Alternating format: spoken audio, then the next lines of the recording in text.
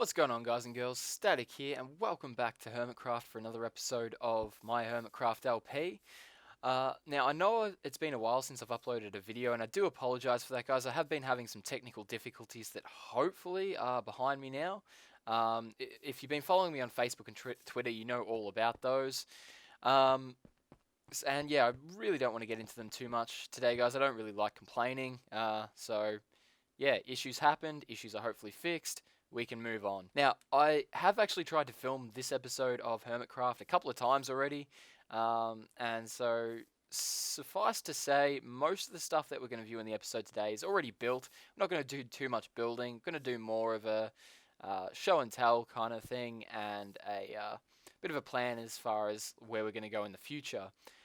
So I've got a bunch of big projects planned at the moment. One of which, of course, is Solitude, and as you can see, Solitude is in grave need of some work being done. It's looking very plain at the moment, especially for what's supposed to be a city, and at the moment is only populated by cows and sheep. But man, what cows and sheep! Um, yeah, so to get most of these projects going, I'm going to need a fair bit of resources. So for Solitude alone, I'm going to need an absolute crap ton of stone. And for a lot of the other projects, I'm going to need, iron, gold, diamonds, emerald, all that kind of good stuff. And so I thought one of the logical first steps to do for a project would be a mine. And I want to have the mine somewhere close to Solitude, so it's like a mine for the village. And around Solitude, there's really not a whole lot of places for a mine. Out this way, we've obviously got the ocean. Out that way, just got like flat plains kind of ground, flat plains kind of area. And same over this way, except kind of a little bit more hilly. Then you got a little jungle section. And then the obvious winner of where to place the mine is in the side of this mountain. Mines are always in the bottoms of mountains leading down into the ground, so I thought, why not chuck the mine over there? So, as you can see, I've opened up the wall of Solitude here a little bit. I'm thinking this is where we'll have one of our main gates. Of course, that means I'm going to have to do a fair bit of terraforming around here and make sure the ground is level. And then I'm thinking what we'll do is have a path come out of the front gate and down around this way and to over here. And here, at the moment, as you can see, I've been working on the mine a little bit, but for now, like I've just been crossing the river by myself, swimming across, and that's become quite time-consuming and annoying. And so I think at some stage, maybe even today, we'll build a bridge across to the mine. But so over here is what we've got for the mine so far. And so I wanted to just put the mine in the base of this mountain. I started carving out this entrance. And I noticed while I was building, maybe a little bit delirious from lack of sleep and too long working on this thing, I looked at just this bottom half here, and thought, oh, that looks kind of like a mouth. So I thought, why not try and make this like a face in the base of the hill here, almost like it was ruins carved out of the base of the mountain by the previous occupants of this land. And so I tried to make sort of a face looking thing in the side of the mountain. And yeah, I'm really not too pleased with how this has come out. I honestly don't think I have enough, space to work with, not enough pixels, these 1x1 blocks, to make the face look like actually a face. So I did the best I could. I wanted to keep a few of these vines around just to make it look like it's kind of overgrown, whatever else. So that's why there's the vines in front of the face. But yeah, I think we're going to scrap this face idea. I mean, of course, if you guys like it, let me know, and we might keep it or try and refine it. But yeah, for now, I'm planning on completely revamping the entrance to the mine and making it look sort of just more like your stock standard kind of mine. Then up here, there was a natural path up this way into some caves, and so what I decided I'd do is, as you can see, I've got a bunch of half slabs placed around, and they're placed in areas that perhaps aren't ideal. Like as you can see here, we've got straight from a half a block height to 1.5, and so we can't just walk up that way, but we can get up this way without having to jump, but we've just got to take a specific path. And same with out here, same sort of thing. You just got wooden half slabs. And what I was going for with this sort of idea is just to make it look kind of run down, kind of ancient, and as if it's just a very ramshackle kind of thrown together kind of deal. Like not a whole lot of effort was put into making this mine, and this sort of goes towards the role-playing element more so than anything. And you can see as well here, I could have just like walled this area off because I want to keep this little base camp relatively safe. But instead, I've opted to go for a few fence post place sorry. I've decided to go for a few fence posts placed around the area and use those in a way that they look extremely sparse and almost like the place is, as I've said, kind of run down. But at the same time, with this fence gate closed, is completely safe because here we've got a 1.5 block gap since the fence gates are half a block high. Here we've got a half a block gap, or yeah, I think that's half. And so what this means is that spiders aren't able to fit through this little gap here or this little gap here because that's half a block there. And the taller mobs aren't able to jump through this gap here. So this tiny little bit of fence keeps us completely separate over here from any mobs that might spawn in this area. So I quite like the way that looks. And the half slabs, yeah, they didn't quite achieve the look that I was going for, but I quite like it. I like the sparseness of them, and yeah, just the kind of like I like how I can still get over this little hill quite easily, as you can see, but that being said, the half slabs still aren't in exactly what you'd call ideal places. I like that. It looks very badly done, but still works, and a lot of planning went into that. And so what I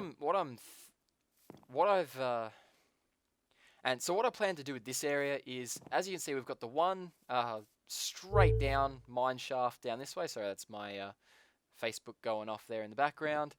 So I go straight down mine shaft over here, and then over this way we've got the same sort of thing down there, and another one around the corner over here. Although I think this one and the other one over there might, yeah, they kind of join up. But I do plan on exploring these as opposed to over in the actual mine where we'll be branch mining. So this way I've got the best of both worlds. I've got unexplored areas over this way, and then explored, calculated mining over in our actual mine. I think that's another... no, that just looks like a little divot in the side of the mountain. But yeah, so with these ones, I think I will... Whoops, that's going to hurt. I think I will, maybe too about this point here, I'll probably have a base camp, and then this area will be sort of sectioned off from the actual mine, and so we'll have a half slab spiral staircase coming all the way down to about here, and then like a door down into the actual mine, into this wild mine, I guess you'd call it. How am I going to get out of here? I guess I'll just use the vines. And that way, it'll still give us a sense of being safe in here. Do I have anything? I do not have any blocks. That's really a pain. We'll just do this. Oh, and still not quite out of here. There we go. So yeah, I plan on doing that with this mine and those other mines over that way. Do some spiral staircases down, so you feel kind of safe, but you can still... there's still scope to explore there. And then I was working on the mine itself. And now with the mine, I wanted to, because branch mining itself is quite a boring activity, I wanted to try and spice up the mine a little bit and make it kind of interesting. And so I got the idea of, instead of working in a horizontal, kind of straight up and down, left to right plane, I wanted to try and make the mine diagonal. So, of course, there are going to be some straight areas, but I want the main gist of the mine to be diagonal, and so this is what I've come up with so far. So it's taking a fair bit of work because at the moment I don't really have an XP farm around. I don't have my own enchanting area, although I'm working on that at the moment, and you'll probably see that next episode. And yeah, so I don't have enchanted tools. I also don't have that many diamonds, so I can't use diamond picks for this this stuff. So I've been trying to clear out all this area with unenchanted iron picks at best, and sometimes even stone picks. So it's slow going, but it's getting there steadily. And I've sort of been messing around with this entrance, trying to get it to look good. I wanted to go for diagonal stairs, but not really the same sort of design I've been using in Haven or in the or that we've been using in the hub. And so I came up with this kind of thing. Very, very simple, just layers of full blocks, then half slabs, and the full blocks, half slabs, so on and so forth. And then to break up the monotony of half slabs over here, half slabs here, and stone bricks here, I've put these little cobblestone fences in, and I think those look quite good with coupled with the staircase here. And then off to the side we've got half slabs, and then stone bricks, and then stone bricks, and then I don't know, we'll probably do some half slabs or whatever leading into a wall on either side. And of course that's a lot of stone, so as you can see I've tried to break up the stoniness with a little bit of wood here on the floor, and I'll probably do the same thing up at this level here. So what I'm planning on doing is mirroring the half slab array here up onto the top of the wall, onto the top of the roof, sorry, and then mirroring this diagonal half slab pattern up on the wall as well. And then between where this one stops and this one starts, I think what we might do is use fences and have like colored wool behind or something like that, just to give a little bit of a wooden texture and some color as well, which should hopefully break up all of the or make the place not look so grey. And then what we've got is these pathways that go out to the sides here. As you can see, there's a big gap in the stone brick, and I think this way and over there will be the other matching sort of pathway. We'll have just a short pathway to a door, or I don't know, some sort of an entryway, or maybe just stairs down. And I think over this side we'll probably have a furnace room. And the reason I plan on having the furnace room over this side is I want to have a storage room as well in one of these alcoves. And the storage room is going to be quite large, but as you can see, we're already starting to bump into grass sections here, and so I don't really know how much space we're going to have to work with on this side. And as I've mentioned, that storage room is going to take up a lot of space, so I think we should go for an option that takes less space over this side, which will be our furnace room. But I want to do something kind of interesting with the furnace room. Don't want to give that away just yet, as that'll probably be in not the next episode, but probably the episode after. And this starting to run into the grass here presents a little bit of a problem, because I can't really just clean out this whole area of dirt and stone and so on and so forth. And so I've been trying to figure out what I want to do with this area here, and I've sort of been thinking that since I want to make this look kind of like a hold on, I need to take out this skeleton just in case he drops something good. I don't know. Ever since they've added these mobs with the armor and stuff, I've had to take them on when I've seen them. Spider interrupting. And it doesn't look like the skeleton dropped anything of real value. Dang. But yeah, sorry about that little detour, guys. But I couldn't resist. You see a skeleton in full gold armor, you got to take him out. And yeah, so like I said, I did take out a couple of other mobs, and I got just golden boots and chain. I like this. I mean, I haven't seen chain in any trades with villagers yet, personally. So good to get my hands on a little bit of chain armor there. But yes, as I was saying, trying to rack my brains as to what to do with this area here, since I can't just clear it all out.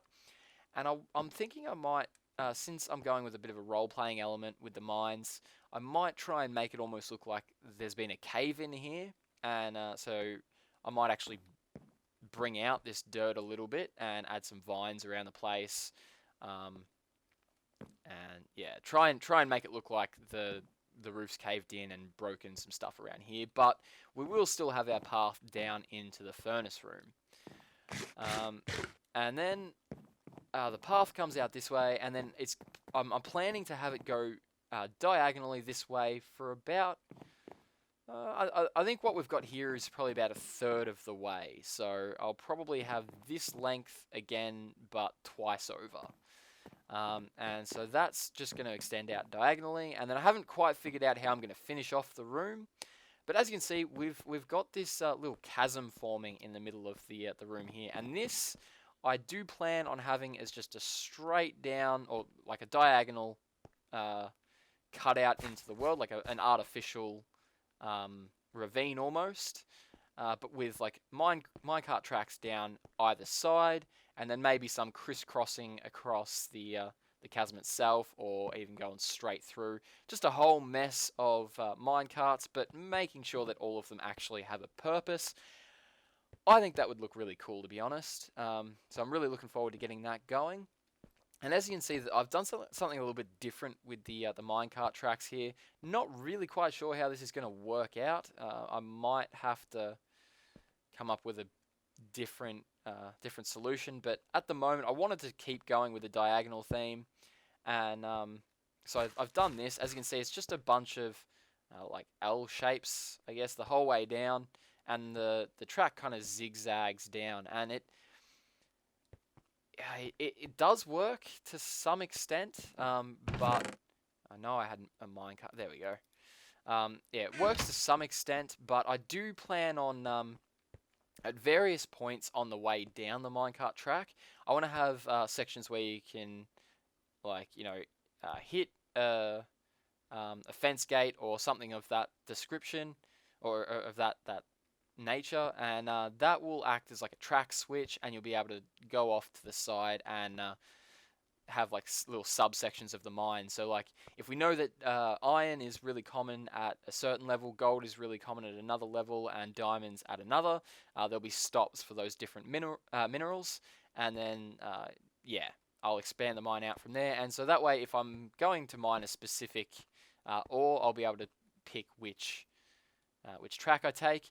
The problem with that is that with this diagonal track that we've got going, although it does work for the most part, as I've said, come on, let's get moving. There we go.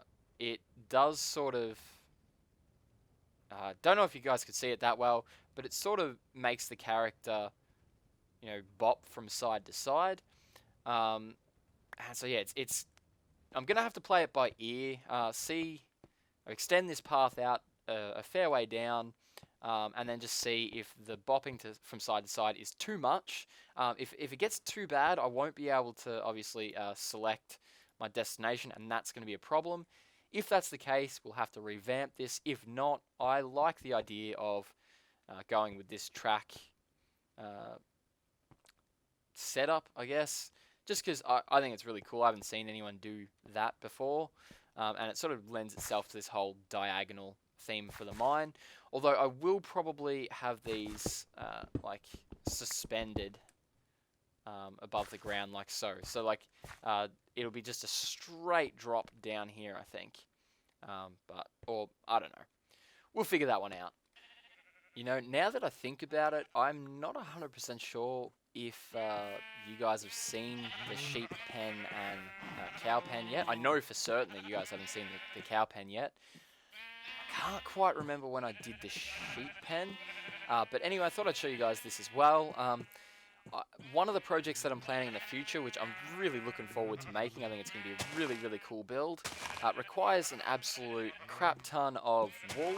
And so, as you can see, I've... so let's turn that noise down. They're quite loud now. As you can see, I've got a bunch of sheep in the pen here, and while I've been working on the mine and a couple of my other projects, I quite like that, how the mountain, when you turn it, sort of goes foggy. Yeah, sorry, random distractions. While I've been working on the mine and my other projects, I've been periodically coming over here and shearing these sheep. As you can see, I've got a nice little stash of wool going here, but this is sort of a fraction of what I'm going to need. And yeah, these cows, you will find out about those in the next episode. But there were a lot more here, and yeah, I had to slaughter a bunch of them, and as a result, somewhere around the place we should have.